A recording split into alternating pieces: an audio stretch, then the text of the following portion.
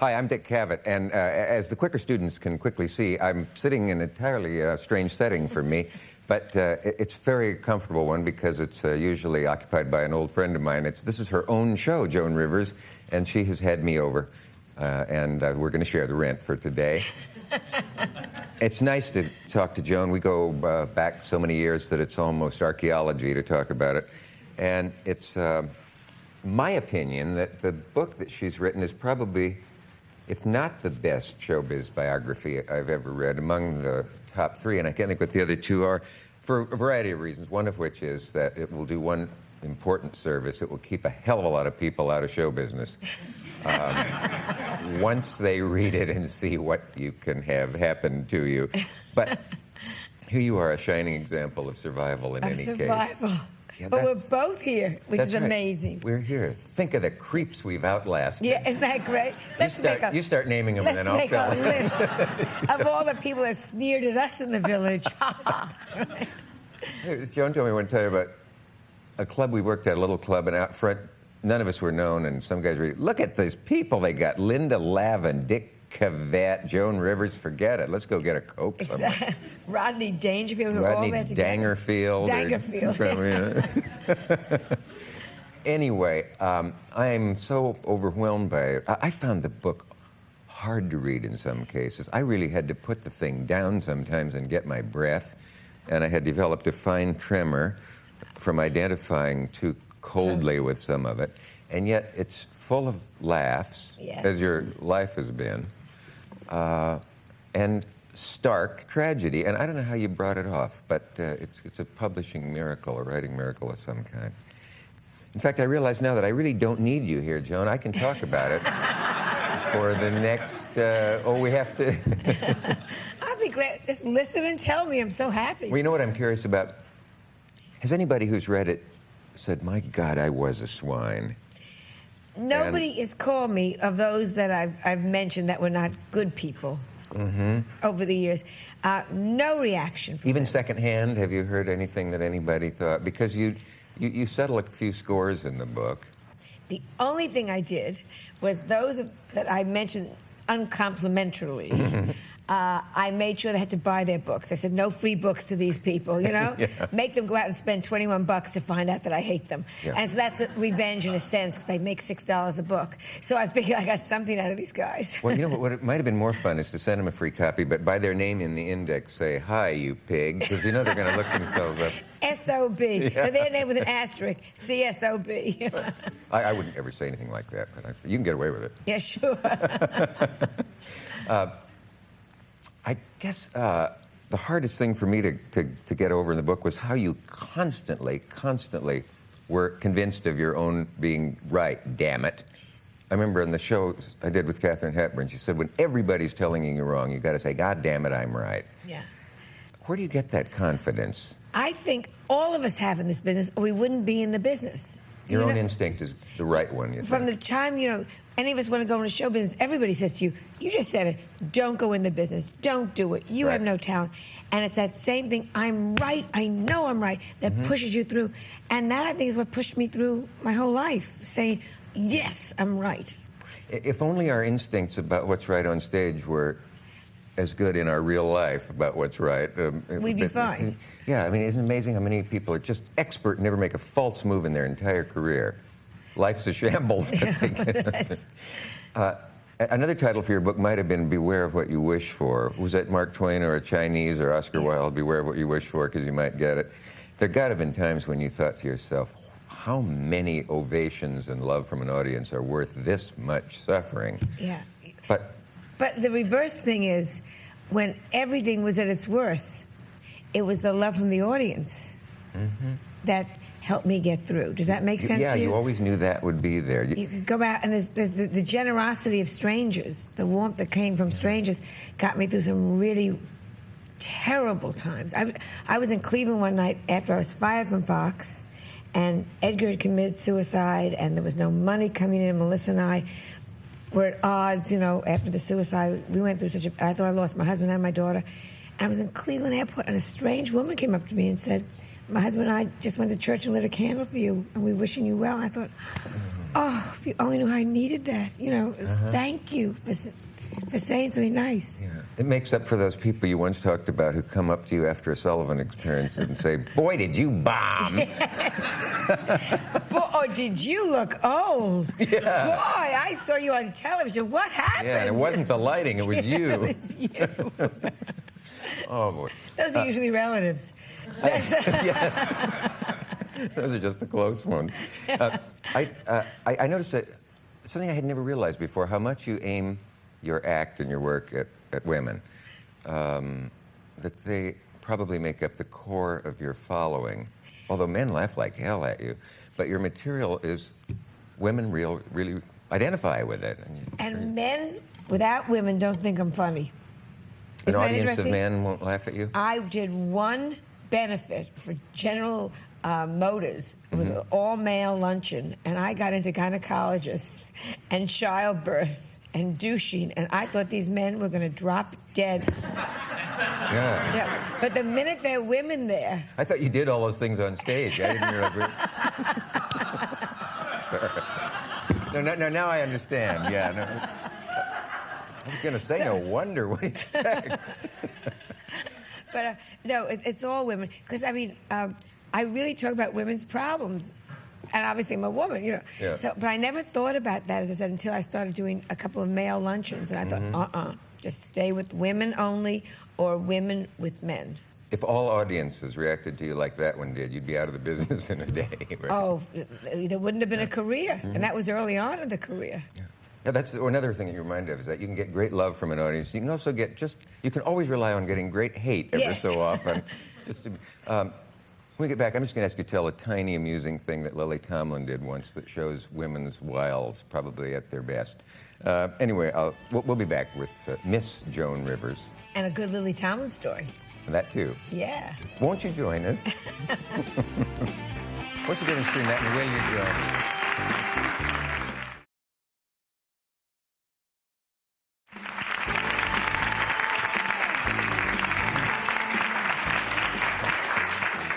I'm talking with Joan Rivers. By the way, they put a cover on the book because on my copy, I always take the dust jacket off, which, by the way, reduces the value of the book when you resell it, I'm told.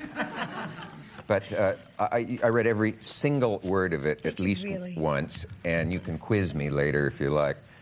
This is far from the most dramatic moment in the book, but way back in the old days, you were playing in a club with a kind of chintzy owner. I think we'll just call him Mr. Haber here, since you do in the book. May he rest in peace. And he found out you were getting the acts were getting sandwiches at his expense. He was very careful. And he had a whole group of review kids upstairs, and I was downstairs. And he sent out, and they were doing 3 shows a night. Yeah. And Mr. Haber said you couldn't eat in the kitchen. You couldn't have sandwiches. And Lily Tomlin, God bless her, Lily walked in, and she said, I'm sleeping with Mr. Haber. And he says, my friends can eat whatever they want. And, but you had to see Mr. Haber. You know, big, fat, jolly man, and Lily. And we all got sandwiches from then on, because Lily just said, that's it, I'm sleeping with him. And he says, my friends can eat. You know, he only knew. Speaking of your friends, when you have a real tragedy like you've had more than one of, I guess, is it true that you find out who your friends are at that time? Such a cliche, but... I think not only you find out who your friends are, I think you find out who you want to be your friends. I mean, a lot of people came to the house. Over 1,000 people came when Edgar committed suicide. And without even realizing, I knew instinctively the 3 people I wanted to be with. And it wasn't necessarily people that had been our closest friends. It's like a two-way thing. You find out who your friends are, but also who you think you really... And those are the people I almost chose that have stayed my very good friends ever since Edgar. My friends have changed. That's interesting. Yeah. Was it through your own insight or therapy? Early in the book, a therapist says to you when you're talking about you're nuts. Guilt. Well, that we exaggerate our importance to other people's, as in effect. You can't blame yourself for somebody else's suicide. Nobody ever really can.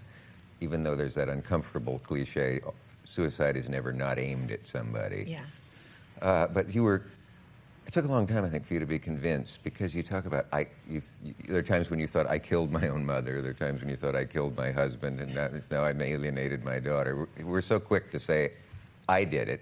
And I think the therapist said something along the lines of, it's almost ego to say that. They do some of it, too. Everybody, it sounds so stupid to put it this way, everybody's a star of their own movie. Mm-hmm. Do you know? If their life is a movie, they're the star. You're not the star. And you must remember, this was told me so strong with my husband, because I had left him 4 days before he killed himself. And of course, one of the reasons was, he realized he had to do changes in his life. He had to take a stand and do something for himself. But I still think, to this day, if I'd made one more phone call, maybe, even though I work so hard for suicide prevention now and suicide survivors, that it's them, it's the person that does it that must take responsibility. But you never get over that. Is one thing we can learn from this, don't ever take anybody's suicide threats lightly. But, I find myself all the time saying, well, if I don't get that, if I don't lose 10 pounds, I'm going to kill myself. Right. And in this case... But you shouldn't take... I don't know. I don't know. Yeah. How is that for a stupid answer? Well, it's honest and so therefore rare.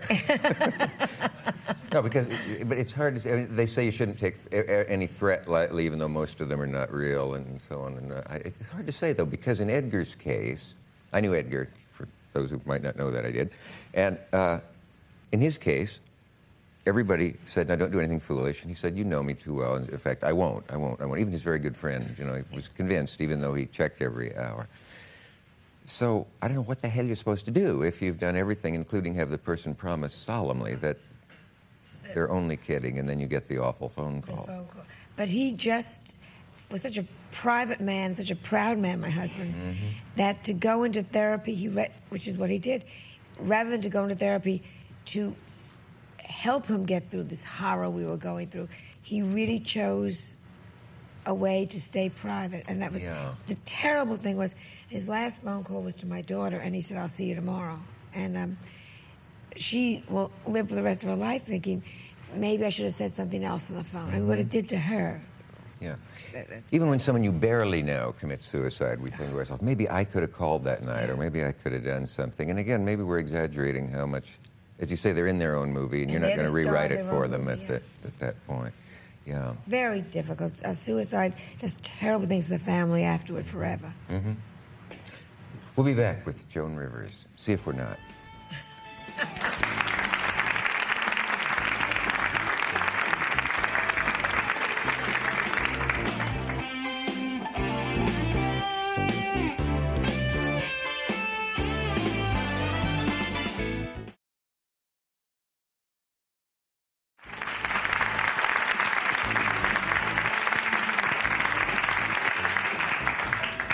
I really recommend that you read Joan's book, because I know you've been publicizing it a lot, but...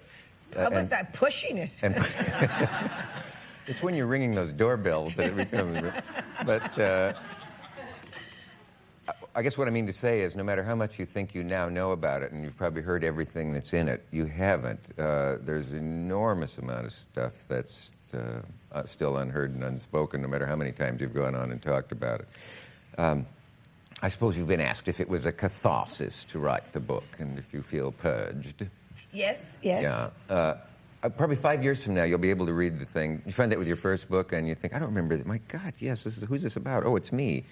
Is there any relationship in the book that was damaged forever that you wish might someday be rectified, or are you willing to leave the cards lying as they are now?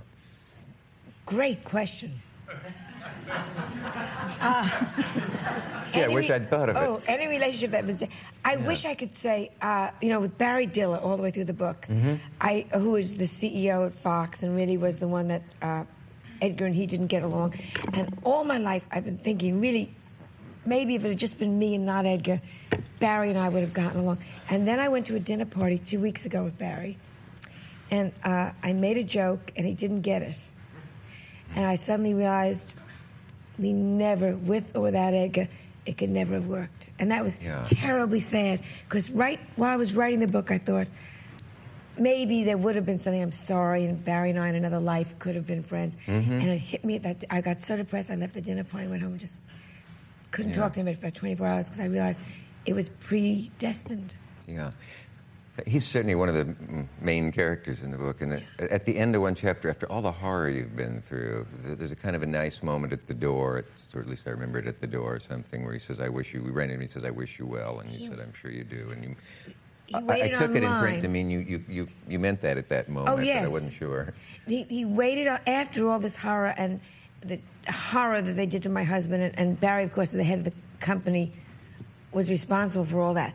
I was starting my own show, and he waited online, not at a door, at the convention, the NATPE convention. This is the head of 20th Century Fox.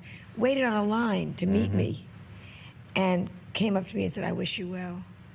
So he may have the feelings that you aren't sure he has when you write about him earlier in the book. Up to that point, you realize, there's a lot of emotional stuff in this book, but it's never mawkish and it's never self-pitying. And to me, that would be I would be feeling sorry for myself all over the place to the point where no one could stand me.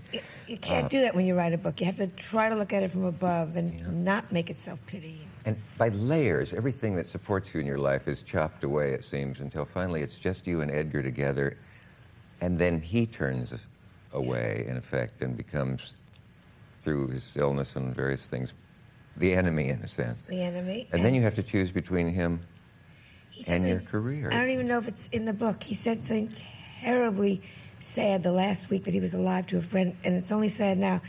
He said to a friend, one of us has got to die, meaning Joan or Edgar. And this was told to me only about 4 weeks ago with the book.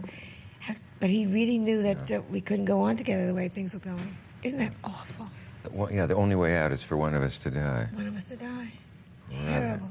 Then when the book came out, so many people come forward with more things to tell you, and you just go, "Oh God!" I was doing it orally for books on tape, couldn't get through. Started to cry, and cried and cried and cried in front of these strangers. I would start to read the book because I'm doing it myself. Yeah. And they'd have to just stop, and I'd say, "Oh, I'm fine now." Take a little coffee, and I'd start again. Stupid chapters, but not even like the suicide, like just and then we moved to California and things were good and Melissa was happy and I'd be crying through them. And finally I just said, "I cannot," and we had to come back another day when I was drunk. No, but we had no. Yeah, listen for the slurred S's when you hear it.